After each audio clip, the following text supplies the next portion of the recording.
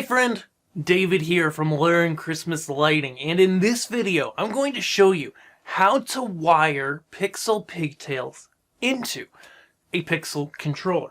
In this case we're going to be using just a Falcon Smart Receiver board, but it could be any controller that has these green terminal blocks that we see everywhere. Okay, this video is inspired by a Learn Christmas Lighting Academy member who a while back wrote to me and said, hey, this is great. Thanks for all the videos. Everything's great. But one question I had was, how do I wire Pigtails to my Pixel controller? How do these things work?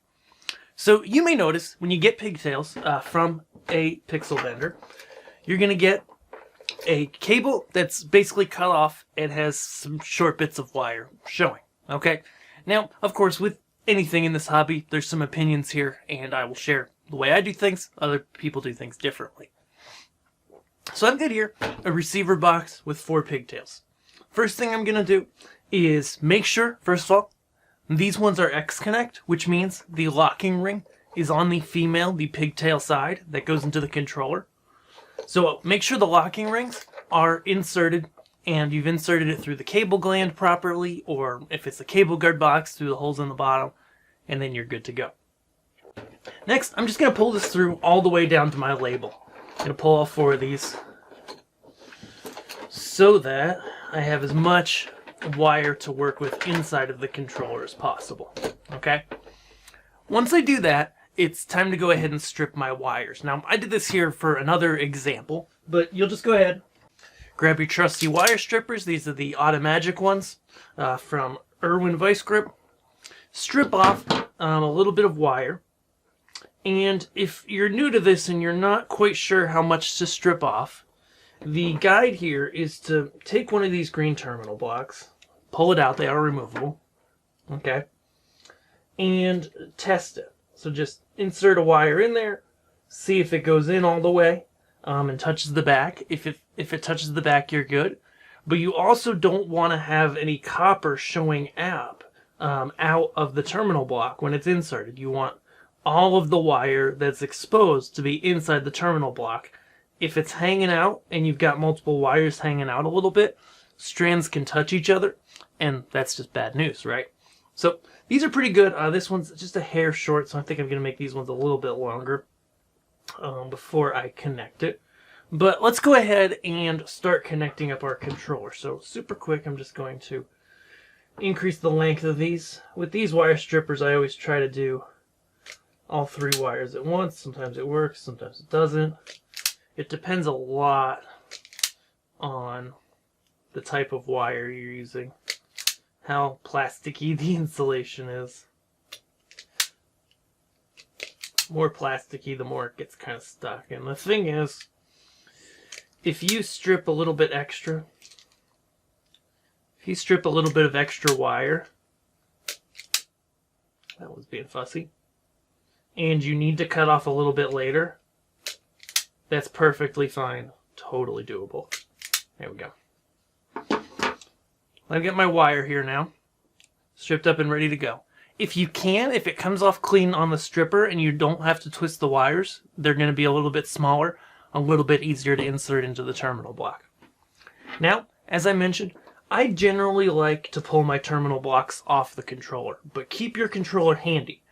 Because what we're looking for is the labels on the controller board itself, okay?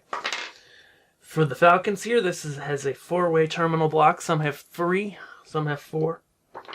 You get yourself ground, blank, data, and voltage plus, okay? Ground, DV. GDV is what this one's labeled as. So I'm going to go ahead, take my terminal block, make sure I'm lining it up really well. I know which way it's pointing, which way it inserts by the teeth at the top here and the insert there. And then I can go ahead and look at my pigtail and go, okay. I know with these pigtails, again, they all vary, but my black is my ground or my DC negative, which is not really a ground, but that's okay. My data is yellow and my red is the positive. So that means I can go and I've got to get ready to insert my wires, but before I do that, most terminal blocks are tight from the factory, okay? So we do have to just go in, loosen these guys up. 1, 2.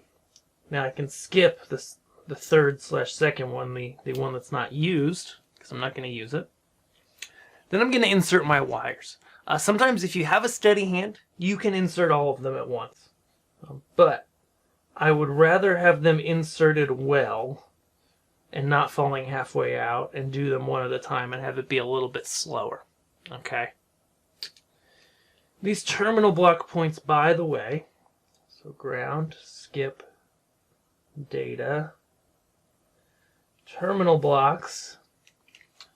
You know, these can loosen in transport when you're moving your controller boxes around, setting them up, tearing them down.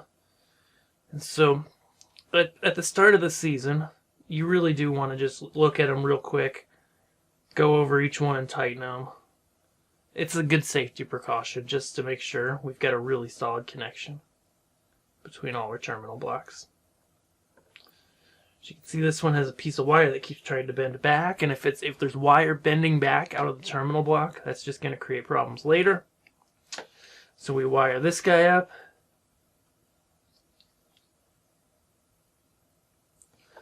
Then we check it, so we line it back up again. We go, okay, did we put the right wires in the right places? Ground, yes. Data, yes. Voltage, yes. Now we're good to go. We can insert our terminal block, move on to the next one. Once they're all done, you'll have them all inserted in here, all the wires connected.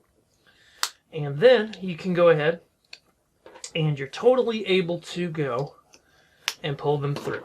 So at that point, as you're building your controller the rest of the way, and we have complete controller build guides, including every step inside of Learn Christmas Lighting Academy, as well as our course, How to Create Your First Christmas Light Display.